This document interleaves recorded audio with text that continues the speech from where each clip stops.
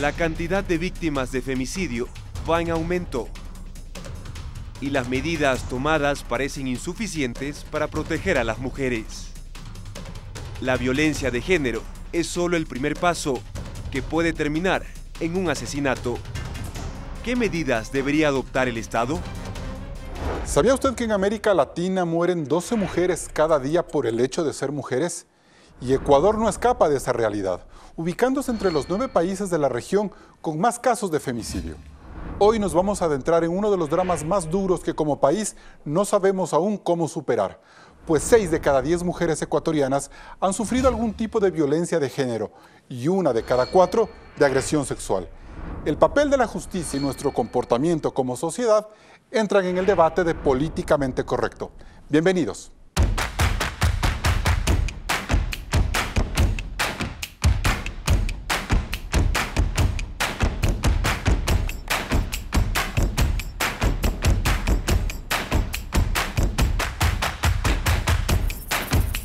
Hoy nos acompañan Rosana Alvarado, ministra de Justicia y Derechos Humanos, ex legisladora y ex constituyente.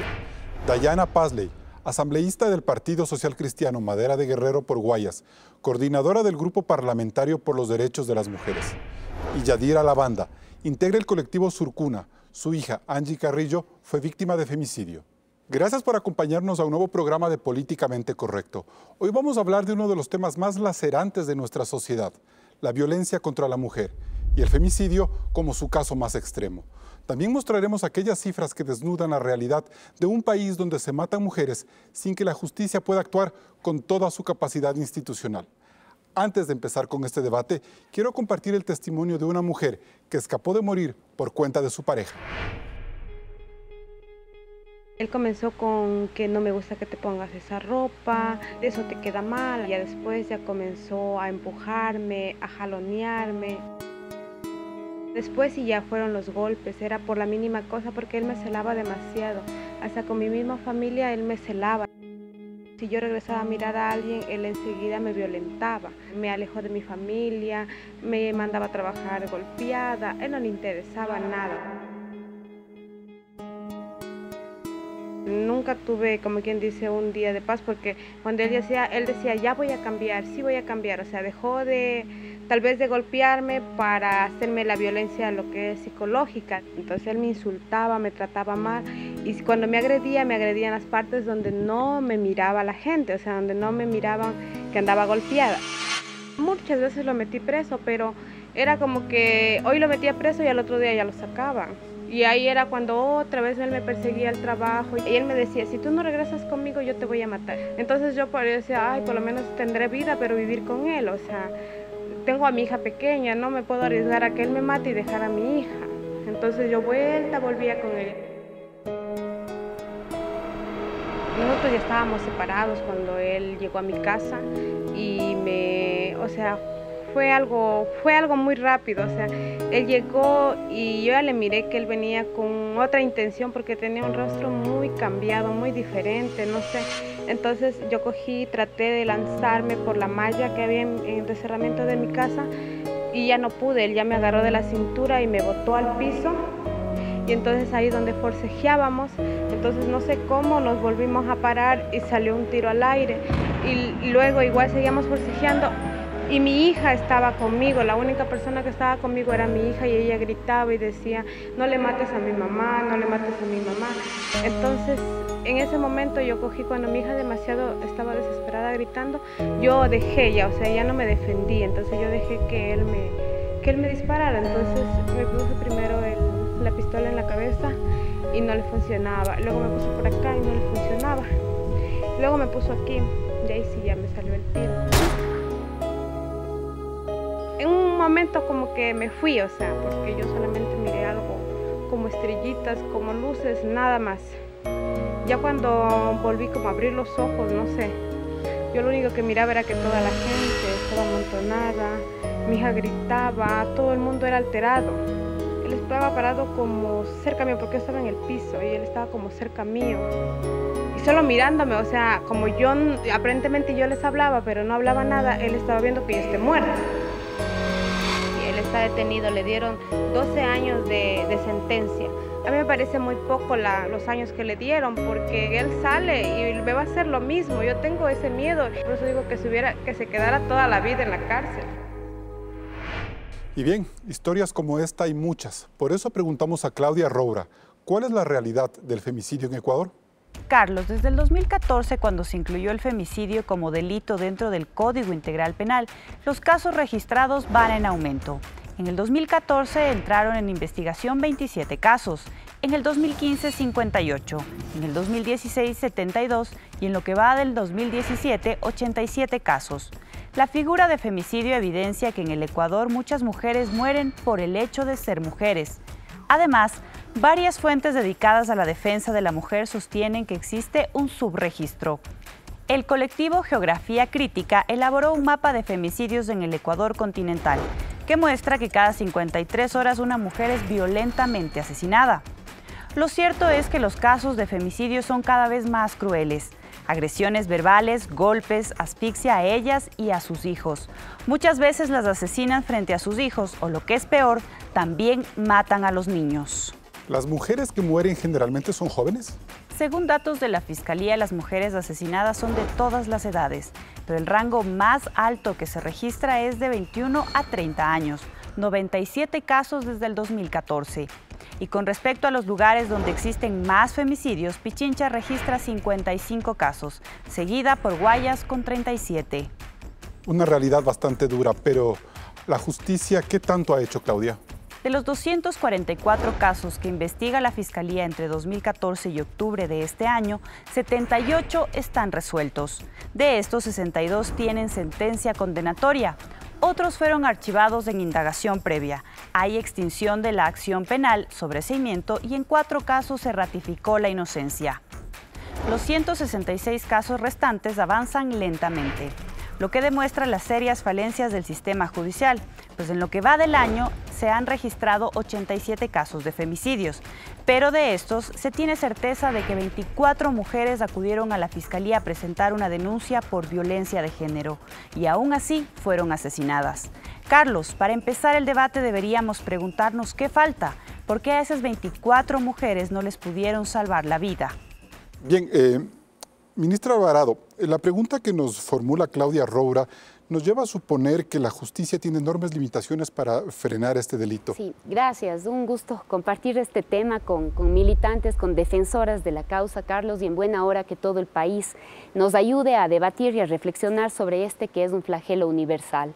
Digo universal porque ningún país puede creerse libre ni de una sociedad enferma, porque la violencia contra las mujeres es el síntoma de una sociedad enferma, de una sociedad que permite, que acepta socialmente la violencia contra las mujeres muchísimas veces sin alarmarse. Y prueba de eso es que recién desde la década de los 90 y gracias a las luchas de los colectivos, de las organizaciones de mujeres, de los colectivos feministas, el problema de la violencia empieza a tener ya una respuesta judicial. Antes de eso ni siquiera era abordado, ¿no? Sino se continuaba en la línea, hasta hoy existe en el imaginario la idea de que puede tratarse de un conflicto entre privados, de que es un tema que se tiene que solucionar entre privados, a la suerte de que los trapos sucios se lavan en casa, de que no es necesario exponerle a la vergüenza a la familia, de que seguramente habrás dado razones. Ese es el avance de la sociedad. Es un avance que se requiere desde la sociedad. Frente a la posibilidad de combatir estos temas o prevenirlos al menos. Sí, prevenirlos, porque definitivamente el momento en que, no sé si podríamos decir que se hace justicia con la condena al criminal que mata a la mujer, pero hacer mínimo, justicia, ¿no? Claro, o sea, no podemos decir que quedó impune, porque efectivamente se sanciona, se establece la responsabilidad, pero decir que se ha hecho justicia cuando nos están faltando más de 200 compañeras que desde el año 2014 más, ¿no? Son las que han sido víctimas de femicidio, es imposible creer que podemos llegar a hacer justicia cuando los hijos se quedan sin una madre porque ha sido asesinada por un femicidio. Bien, Yadira Lavanda, ¿el Estado se ha puesto a la altura del drama que viven las víctimas y sus familias? Bueno, gracias por la invitación. Mucho más allá de que si el Estado se puso o no al drama de que viven las familias de las víctimas, cabe decir que para mí, el tener a una hija que primeramente se la consideraba como desaparición involuntaria y después haberla encontrado después de 2 años y más sin vida, cuando había un sospechoso de por medio, pero no habían las pruebas suficientes para demostrar que esa persona acabó con la vida de mi hija, de una joven de apenas 19 años de edad, quien estaba empezando recién con un proyecto de vida, estudiante. Sí, es muy duro. Es muy duro para uno como madre salir y dejar a sus otros hijos y empezar una lucha en la búsqueda y en la justicia por tu hija. Para en que ese sentido, ¿encontró usted en la justicia las respuestas necesarias, el apoyo necesario? ¿O se ha demorado en lo que Rosana Alvarado habla como una construcción nacional frente a visibilizar estos casos y combatirlos? Bueno, tengo que decir que durante esa lucha y la visibilización que hice por la desaparición de Angie, se me abrieron las puertas. Se me abrieron las puertas no solo en el tema de la justicia para Angie, porque se aceleró que se encuentre a mi hija y que también se dé una sentencia al culpable, ¿no? Pero también tengo que recalcar que cuando yo buscaba justicia para mi hija, tuve que dejar al lado a mis otros hijos. Entonces eso también fue como decir, tengo que dejar a mis otros hijos y encargarme de mi hija, que a pesar ya no está conmigo ahora, pero sin embargo ha sido un duro momento, no solo para mí como mamá, sino para sus hermanos, para su papá, y que se me abrieron las puertas gracias también a los movimientos feministas, a los colectivos y a las organizaciones de mujeres. ¿Y la justicia como tal, cómo funcionó finalmente? Fue por medio de la presión de los colectivos, de la sociedad, quienes ellos también apoyaban para que la justicia no tardara. Asambleísta Pazley, ¿qué evaluación podemos sacar de la introducción del femicidio en el Código Integral Penal como un avance dentro de la legislación para erradicar la violencia contra la mujer? Aparentemente, de lo que nos ha mostrado Claudia Roura, los casos siguen en aumento, pero debe ser porque se denuncia más o se clasifica mejor esos casos. Pero también nos queda la sensación de que la sociedad ecuatoriana no se atemoriza por el endurecimiento de penas por femicidio y pues los crímenes siguen cometiéndose sin ningún problema. Buenos días, Carlos. Buenos días, ministra. Yadira, mi solidaridad con usted. Un saludo muy especial a todas las mujeres que hoy más que nunca merecen que todos los bloques legislativos lleguemos a consensos para garantizarnos una vida libre de violencia. Bueno, hay que reconocer que el gran logro, el gran avance ha sido tipificar el femicidio en el COIP. Sin embargo, nos enfrentamos a varios nudos críticos dentro del sistema de justicia. El primer nudo crítico es que nuestros operadores de justicia no están sensibilizados con la violencia contra las mujeres. Entonces, es el primer momento en el que la mujer violentada es revictimizada. Cuando el operador de justicia le pregunta, ¿y usted qué hizo para que su marido le pegara? ¿Le ha sido infiel a su pareja? Seguramente usted hizo algo para provocarlo. El segundo nudo crítico es que cuando la mujer ha decidido romper el silencio, el Estado no la acoge completamente porque le muestra en el artículo 271 del COIP que establece que si ella no puede demostrar los hechos, puede ser acusada por denuncia maliciosa que tiene una pena de 6 a 12 meses de prisión preventiva. Y el tercer nudo crítico, que a mi criterio es el más grave, es que no tenemos un procedimiento especial y expedito. Y recordemos que en el 2017 la Corte Constitucional, por medio de una sentencia, establece que la Asamblea Nacional no desarrolló en el COIP este procedimiento. Entonces hace... O sea, existe el femicidio, pero no se desarrolló el procedimiento mejor de ayuda hacia la víctima. Así es. Entonces le ha dado un año para que pueda incorporarlo, por haber sido inconstitucional. Entonces los casos de la violencia de las mujeres pasan por un procedimiento ordinario que toma mucho tiempo y es muy costoso. Si la justicia no responde a la velocidad que las mujeres necesitamos, esa es una gran diferencia entre la vida y la muerte. Bien, y con estas primeras aseveraciones nos vamos a un corte comercial. Y al regresar hablaremos de las leyes que están en camino para defender a la mujer. El sistema judicial tiene algunas falencias para ayudar a las mujeres. Después del corte, Ana Cristina Vera, abogada en temas de género, nos contará lo difícil que es seguir estos casos. No se desconecte de la señal de Coavisa.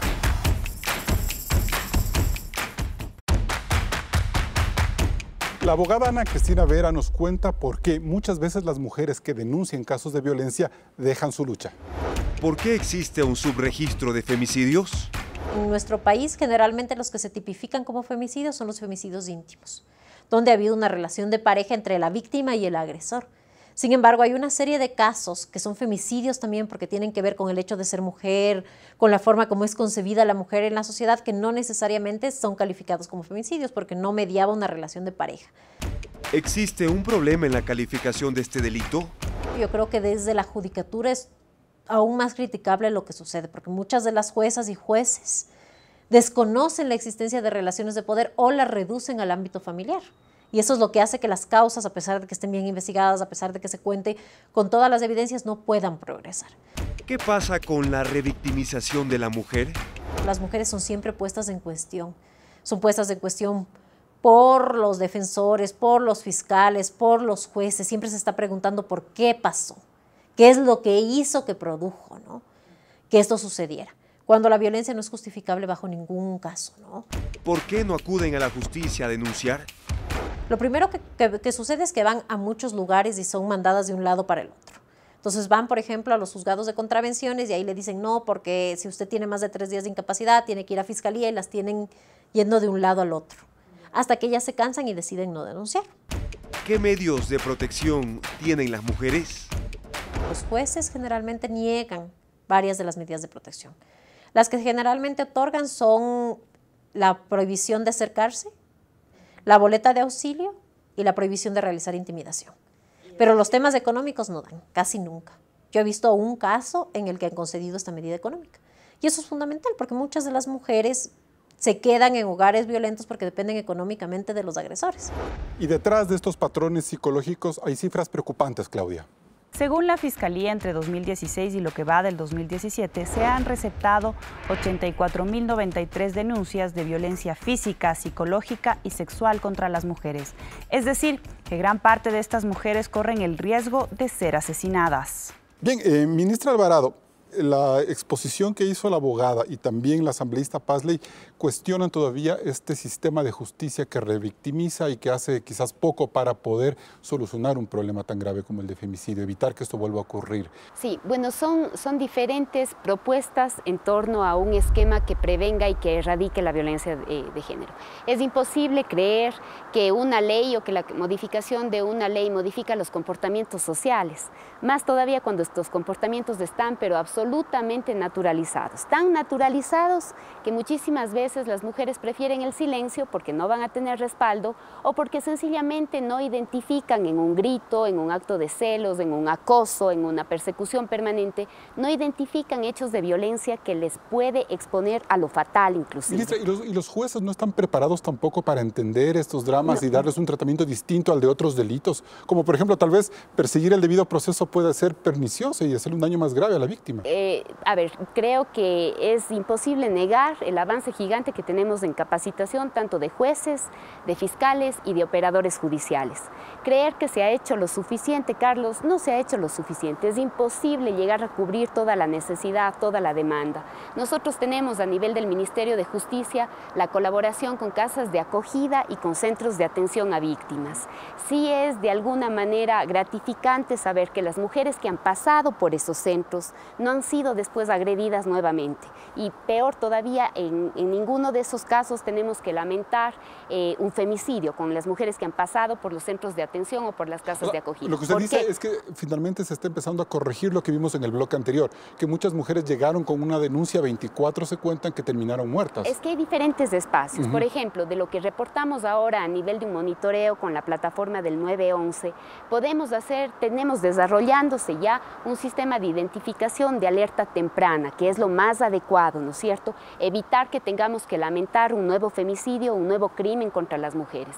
Sucede, es cierto también, que en muchísimos casos funcionarios judiciales, en lugar de recibir y de comprender la dimensión de la violencia, disuaden a la víctima. También tenemos de esos casos. ¿Y qué hacen ustedes con esos jueces? El funcionario, bueno, no es atribución del Ministerio de Justicia, pero sí se ha desarrollado un sistema de capacitación que nos ha permitido tener, por ejemplo, jueces especializados en violencia violencia de género contra las mujeres o fiscales especializados contra la violencia de género también. Son pasos que como país se han estado dando, pero todos los esfuerzos todavía resultan insuficientes cuando la sociedad no se ha sensibilizado lo suficiente. Vamos a hablar luego.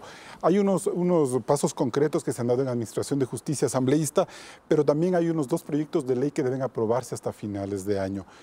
De lo que yo he podido ver de esos proyectos de ley, yo no conozco mucho el tema de femicidio, veo que son leyes más bien declarativas, que buscan establecer patrones de conducta de cambio, ser propositivas, pero no veo yo una acción determinada en firme. ¿Cómo entender esos proyectos de ley?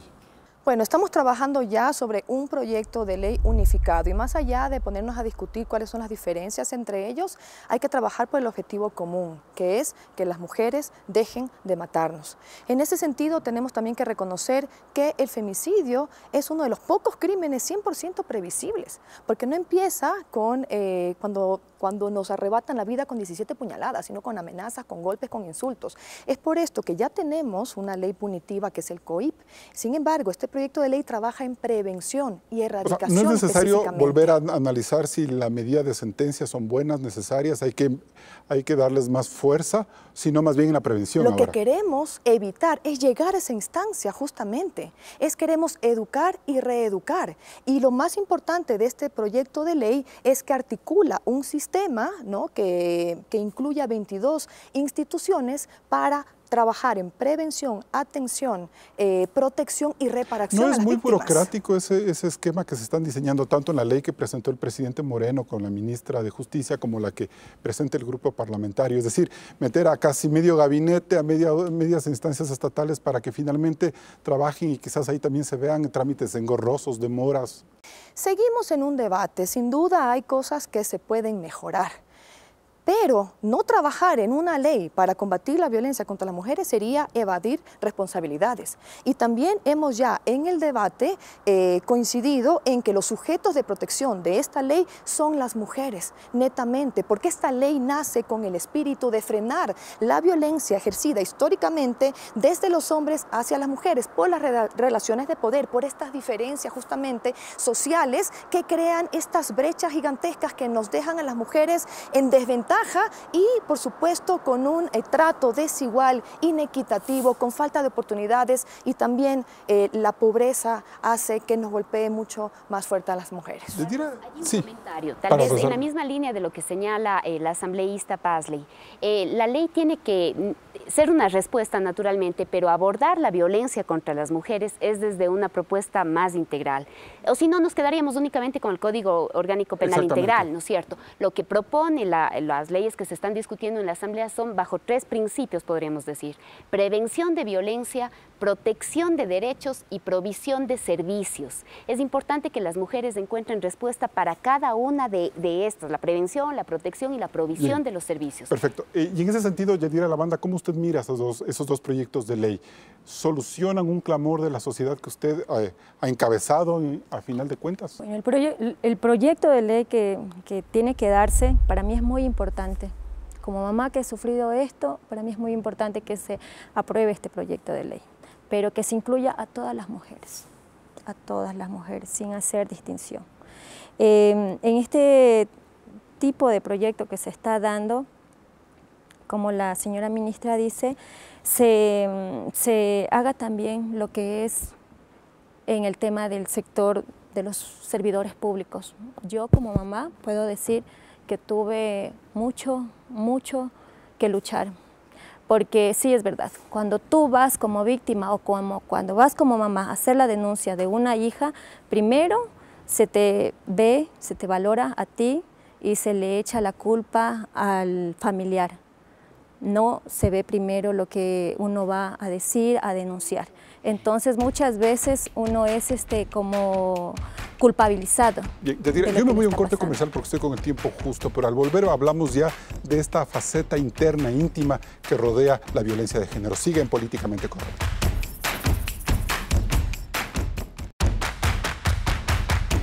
Muchas veces nos preguntamos por qué una mujer no se separa de su agresor. La respuesta es simple: hay una relación emocional y estrecha que le impide romper con lo que se llama el círculo de la violencia. Veamos. Círculo de la violencia. Una pareja inicia una relación que aparenta ser normal. En la primera etapa, el hombre muestra enojo por cualquier asunto. Así comienzan las agresiones verbales y discusiones fuertes. La mujer tiene miedo y evita provocar un enojo. En la siguiente fase, que se llama de explosión, el agresor violenta a la mujer física y verbalmente. La mujer tolera, siente miedo y odio, pero no busca ayuda. Aunque exista un distanciamiento, la mujer siente culpa y vergüenza. El agresor la reprocha asegurando que ella motiva la violencia. La fase de reconciliación se inicia con una suerte de luna de miel. El agresor busca el perdón y promete cambiar. La mujer cree en su palabra. El ciclo de la tensión y la escalada de agresiones volverá hasta que la mujer decida buscar ayuda y terminar con su relación definitivamente, o hasta que sea asesinada. Bien, Yadira Lavanda, viendo estos patrones de conducta que son muy íntimos, muy familiares, no entiendo sinceramente cómo el Estado puede ser exitoso si tendría que cuidar 24 horas, 7 días a la semana, que cada mujer, que cada matrimonio, que cada relación no corra el riesgo de ser agredida. Bueno, yo te voy a hablar desde mi punto de vista como viví esa violencia, se vivió la violencia en lo de mi hija. Nosotros sabíamos que había esa violencia con Angie, con su pareja, con su enamorado. O sea, ¿usted se percató de que eso sucedía? Sí, nosotros nos percatamos, okay. Pero lo que no sabíamos es que ese era el paso para llevarla a la muerte. Nosotros sabíamos sobre el acoso, sobre las llamadas. Nosotros como mamá tratamos de hablar con mi hija, y lo que mi hija nos supo manifestar es que había ya un tratamiento psicológico con el tipo que estaba siguiendo para no ser muy violento, para no acosarle con llamadas. Lo que sí jamás imaginamos es que este era un paso para terminar con la vida de ella. Pensábamos que el tema de celos, el tema de llamadas con mi hija era algo natural y normal que un novio le hace a la enamorada. Un simple rasgo de inmadurez puede ser. Nosotros pensamos que el llamar cuando no te contestaba en el celular, mi hija llamaba a las amigas, llamaba a otras personas a asesorarse que lo que le había dicho mi hija era una verdad, ¿no? Entonces pensamos que eso era algo natural. Pensamos que eso era, bueno, algo más como una pelea y que simplemente iba a una reconciliación y se iba a dar ya todo normal. Ministro Alvarado, la justicia tiene unos límites, el Estado también tiene unos límites. ¿Cómo poder garantizar que esos patrones familiares enquistados en nuestra sociedad no se repitan, se vayan corrigiendo poco a poco? Sí, Carlos, a propósito de todo el tema de abuso sexual infantil, habíamos hecho un análisis acerca de cuáles son los mecanismos con los cuales los niños reconocen que se relacionan con los adultos. Más de un 70% de niños y niñas reconocen en la violencia el mecanismo de relacionamiento con las personas mayores. Entonces, si a eso le agregamos que esas prácticas violentas, agresivas, esas conductas que deben ser reprochadas, deben ser erradicadas, son más bien normalizadas. O sea, el mayor siempre agrede al niño. Así es. Los hombres a las mujeres, los adultos a los niños. El profesor al alumno. Así es. Hay una relación tan vertical que es definitivamente la que se impone e incorpora un modelo en donde las personas no somos iguales. No somos iguales a las otras personas. ¿Y qué hacer para ir cambiando paulatinamente con eso? Por eso es que es necesario hacer una tarea, desarrollar una propuesta preventiva, ¿no? Hacer que en la sociedad estos moldes, estos que son patrones, desde la palabra mismo que se ha instalado, patrones socioculturales, puedan ser modificados. Hay deficiencias naturalmente en la administración de justicia, en el Estado mismo, pero también si es que revisamos el comportamiento de abogados, por ejemplo, que ironizan creyendo que el femicidio resulta en una exageración o en una novelería de unas feminazis, porque así es como se ha denominado a un movimiento que lo que provoca, busca, es la emancipación de las mujeres. Se ironiza sobre todos esos movimientos y colectivos que lo que tienden es a hacerle una reflexión a la sociedad. Yo le entiendo muy bien que pueda haber esas limitaciones en la administración de justicia y en entender el tema, pero hechos como los que hemos visto en los últimos días sobre unas prácticas de abuso escolar en el sector público, en las escuelas públicas, eso no debería ser tolerado y no creo que... Ser tolerado. Ok, no, pero se escapa de cualquier límite de entendimiento de hasta dónde puede tener, y es comprensible que la justicia o el Estado tenga falencias. A ustedes les toca como gobierno echar de raíz a todos esos profesores pervertidos para tratar de enderezar desde el lado de educación el problema de la violencia a la mujer. Y a funcionarios que acosan, a funcionarios que no admiten recibir una denuncia, a funcionarios que evaden su responsabilidad.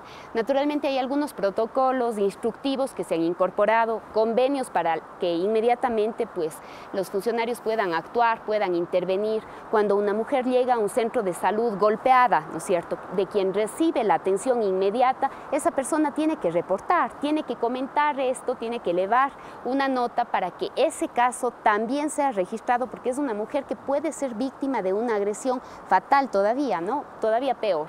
¿Qué es lo que se está trabajando? Como les decía, a través del Ministerio del Interior, el 911, el Ministerio de Justicia, son algunas instituciones, y también las unidades de policía comunitaria, se han podido identificar los distritos más violentos en el país. Si es que llegáramos a cubrir esos distritos considerados los de mayor peligro, dado los reportes que tenemos, podríamos estar cubriendo cerca del 80% de mujeres que pueden ser víctimas de este tipo de violencia.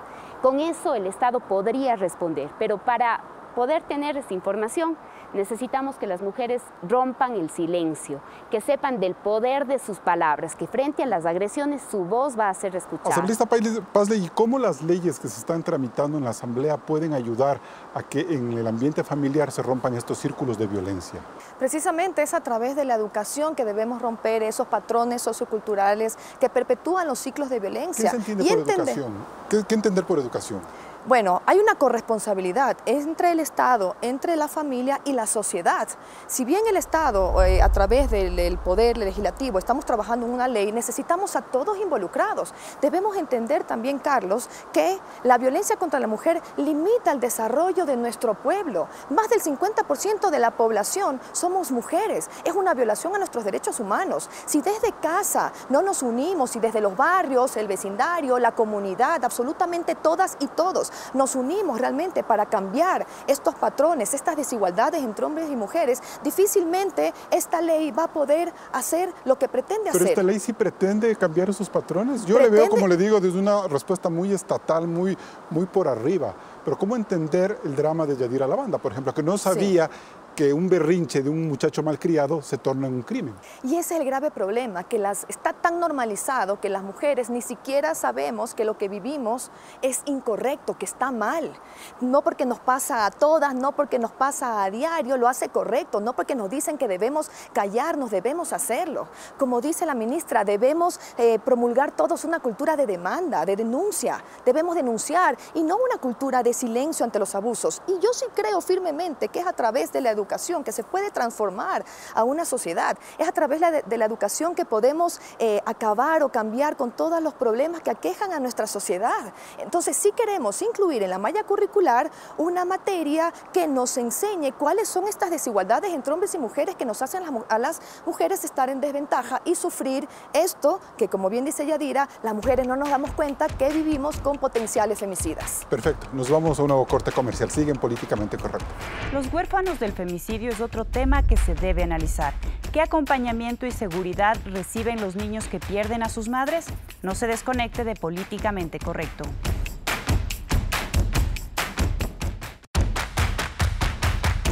En los casos de femicidio, las mujeres no son las únicas víctimas. Claudia, ¿qué pasa con los niños que pierden a sus mamás y que sus padres terminan en las cárceles? El Ministerio de Justicia registra durante el 2017 101 niños y adolescentes huérfanos de madres de femicidio. Carlos, ¿qué tipo de atención tienen estos niños y cuál es el seguimiento que se realiza? Bien, vamos a dejar esta pregunta un ratito más para la ministra Alvarado, pero quiero volver con Yadira Lavanda. Vemos niños violentados sexualmente en las escuelas como parte de un círculo de violencia. Vemos estos niños que sufren las consecuencias de sus padres y de sus madres que terminan muertas.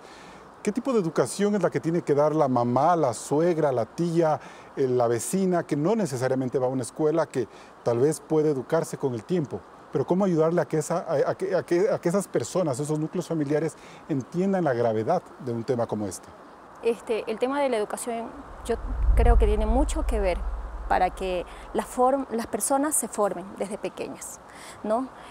Ahora para mí el tema de educación es muy importante que se den las escuelas en el tema de los niños, ¿no? Ahora hay, por ejemplo, el detonante que se dio con los niños que son abusados sexualmente en las escuelas, ¿no? Cómo nosotros podemos enseñar a nuestros hijos desde las casas, pero no todos los papás van a tener ese conocimiento para poder enseñar a sus hijos, padres? ¿no? Entonces yo creo que también, así como se educa a los niños, también hay que empezar una educación con los papás para que puedan cambiar un poco esa manera de pensar, ¿no? Y también para mí es muy importante que se dé la educación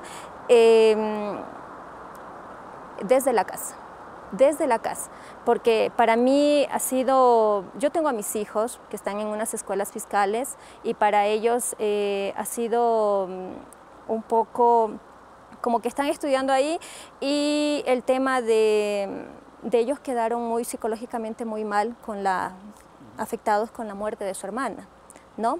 Entonces, desde ahí ha venido un poco de hablarles a mis hijos en el tema de derechos como mamá, porque no es que yo también sabía de esto, yo aprendí en el caso de lo que sucedió con mi hija. De ahí quise tener un poco de conocimiento y saber más qué puedo hacer yo como mamá para poder ayudar a mis hijos, a mis hijas, para que no sean víctimas. Ministro Alvarado, ¿qué pasa con esos niños que terminan huérfanos prácticamente porque su madre muere, su padre va a la cárcel? ¿Qué hacer? ¿Cómo el Estado les puede ayudar? Entiendo que la ley, los proyectos de ley tratan de dedicar un capítulo a este trabajo. Sí, es precisamente en términos de reparación integral. Prevenir, atender, pero también reparar integralmente, Carlos. Tenemos casos todos los días. Nuestros servicios de protección especial tienen que alcanzarse y poder cubrir todas las necesidades que se presentan en todo el país. Naturalmente no tenemos suficiente personal, pero esa no puede ser un pretexto para no conseguir el mejor trabajo con las condiciones que tenemos que enfrentar y superar finalmente, ¿no? Pero entre las medidas se extiende inmediatamente un protocolo de atención que les da contención psicológica a los menores. No saben los casos que llegamos a ver, o sea, en esta semana, por ejemplo, se reportó el caso de una madre migrante que era además acusada de mala madre, la que abandonó a sus hijos, la que les botó a sus hijos. Las dos niñas se habían quedado a cuidado del padre. El padre era un agresor tremendo, un agresor brutal, un agresor que probablemente es también agresor sexual. Y frente a eso, ¿cuáles son las medidas que inmediatamente pudimos tomar? Restituir a las niñas, devolverles al hogar y sacar de ese hogar más bien al agresor, como tiene que ser. Hacerles unas boletas y unas medidas de auxilio que pueden incluir también la colocación de los dispositivos de geoposicionamiento para que las víctimas puedan estar seguras y puedan tener la oportunidad de pedir auxilio a través de un beeper. Son algunas de las medidas que se toman en la intervención inmediata. Pero, ¿y qué pasa con los niños ya futuros? Es decir, ¿el Estado podría tener recursos como para ayudar permanentemente a esos niños a darles unas becas de estudio, una manutención? E incluso a las mismas mujeres víctimas de agresión, porque una de las razones por las cuales ellas no se separan de sus parejas es porque no tienen medios económicos para luchar solas. Así es, la independencia económica es una garantía para la seguridad misma de las mujeres. Pero el Estado no está dando esa... Bueno, el Estado atiende en muchísimos de los casos, inclusive un bono de vivienda ha sido posible darles a las mujeres víctimas de violencia, a los familiares de los niños que han perdido su madre asesinada por un femicida y que su padre está también detenido o cumpliendo su sentencia al interior de los centros de rehabilitación. El Estado procura responder. Naturalmente, la demanda, el número de casos supera las posibilidades que tenemos de cubrir, pero son medidas que se están haciendo y que se desarrollan todo el tiempo. Asambleísta, ¿y cómo lograr que estas nuevas leyes puedan solucionar estos problemas económicos que a usted le preocupan mucho? Bueno, primero, hablando de niños, se debe incluir un capítulo especial de protección a nuestras niñas. También se debe garantizar siempre el interés superior del niño. Dentro de la ley, dice usted. Dentro de la ley. O sea, falta construir esa ley. Exactamente. Okay. Son parte de las observaciones que yo he presentado y se van a incorporar. El Estado debe garantizar que el niño pueda tener una vida libre de violencia, que no repita justamente los patrones de violencia y que reciba su educación, salud, seguro social y que pueda continuar con su plan de vida. Sin embargo, este proyecto será un canto al himno nacional si es que no se le asigna un presupuesto. Y este debate aún no lo hemos tenido embargo, en la comisión yo le he presentado mis observaciones porque no basta con la asignación presupuestaria que ya tienen las instituciones que forman parte de este sistema. Porque, por ejemplo, tuvimos una comparecencia del defensor público y él decía que el 98% de su presupuesto se destina a salarios. Entonces, si no hay una asignación presupuestaria que quede descrita en la norma, difícilmente esta ley se va a poder aplicar. ¿Y de cuánto se necesita? ¿Tiene usted un cálculo de cuánto debería ser ese presupuesto? No tenemos anual? un cálculo, debería ser un porcentaje, por supuesto, del presupuesto general del Estado. Ministra, ahí hay una pregunta, hay una preocupación de la asambleísta Pazley, es decir, ¿con qué dinero se va a mantener? Sí, bueno, estas son precisamente las necesidades que tienen que cubrirse y que se cubren con los impuestos, con los tributos, con lo que el Estado recibe y tiene que ser para la atención y la garantía de los derechos. El Ministerio de Justicia tiene en convenio con centros de atención y casas de acogida un sistema que hace que las víctimas puedan tener un lugar a donde llegar. Son mujeres que llegan a las casas de acogida después de haber sido apedreadas por sus agresores. Esto depende, se han atendido a más de 5.000 mujeres, pero esto no quiere decir, primero, que sea el número suficiente que se puede atender, ni tampoco que ellas permanecen dentro de los centros de atención o de las casas de acogida. Muchísimas de ellas encuentran ya otra posibilidad, encuentran ojalá un trabajo, una alternativa, salen y esos cupos quedan para nuevas personas que requieren esta atención y esta intervención.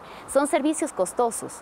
Pasan muchísimo, Dayana, por la contratación suficiente de personal, trabajadoras sociales, psicólogos, médicos, obstetrices, personas que les puedan dar contención emocional todos los días, porque la situación en la que llegan es grave, es de una fatalidad dolorosísima. En esa situación, las mujeres, a la única institución a la que le tienen es al Estado, el único familiar que tienen es el Estado. En muchos de los casos se disminuye la responsabilidad del Estado frente a la manera en la que hemos asumido, pero considero que hay unos avances que son importantes. No los suficientes, naturalmente, todos los días. ¿Qué avances deben haber, hace falta más? Bueno, yo creo que lo más importante es poder integrar a la sociedad. Este proyecto de ley también está trabajando para reeducar al agresor, por ejemplo, pero el agresor solamente puede ser reeducado una vez que hay una sentencia, porque si no tendría que ser un proceso voluntario.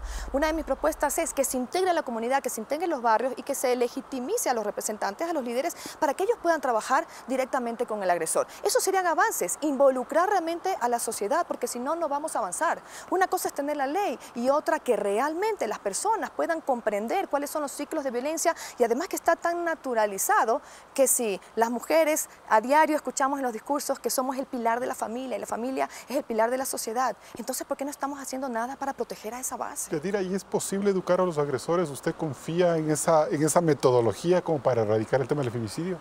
Yo creo que no. Para mí, el que es asesino no tiene cómo rehabilitarse. ¿Qué hacer entonces? Lo digo desde mi punto de vista como mamá. Creo que una persona, un hombre que mata a una mujer, que la estrangula de la forma más horrible, con la violencia extrema, ¿cómo cree que se puede llegar a rehabilitar? Yo creo que no. Simplemente es algo que para él le hizo una satisfacción acabar con la vida de una mujer y no tendrá forma alguna de poder rehabilitarse. ¿No es tirar la toalla antes de tiempo, Yadira? ¿Negarse ante esta posibilidad de que el agresor pueda cumplir un rol de rehabilitación?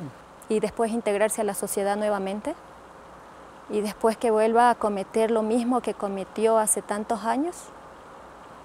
Yo creo que no. Una cosa es la visión desde el Estado y otra es desde la familia, ¿verdad? Sí. Bueno, una cosa es un femicida ya y otra cosa, hay distintos tipos de agresores. Claro, sí es. Sí. Recordemos que tenemos el número desde el 2011 por el INEC de que 6 de cada 10 mujeres son víctimas de violencia. Pero en ese caso, si la violencia es ejercida desde nuestras parejas o exparejas, quiere decir que 6 de cada 10 hombres son agresores. Bien, nos vamos a un corte comercial y volvemos en la etapa de conclusiones.